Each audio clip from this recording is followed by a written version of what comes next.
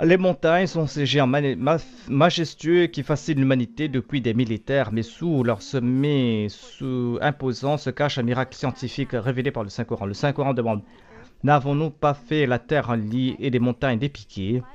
La géologie moderne a découvert quelque chose de remarquable. Les montagnes ne se limitent pas à ce que nous voyons au-dessus du sol.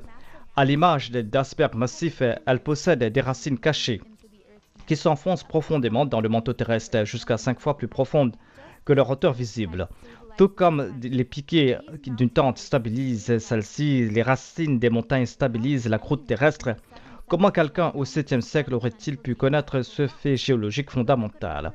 Mais le Coran va encore plus loin, il déclare: et tu vois les montagnes, tu les crois immobiles alors qu'elles passent comme passent les nuages.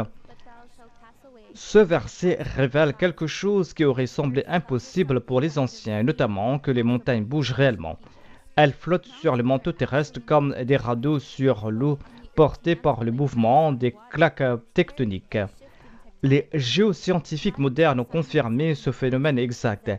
Les Himalayas, par exemple, flottent littéralement sur les roches liquides les plus denses en dessous, tout comme un iceberg flotte sur l'eau, précisément comme le décrit le Coran, 14 siècles de cela.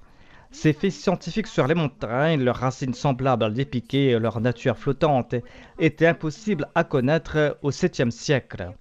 Leur présence dans le Saint-Coran constitue une preuve indéniable de son origine divine. Car qui, sinon le créateur de ces montagnes, aurait pu révéler leur nature cachée ainsi que leur perfection?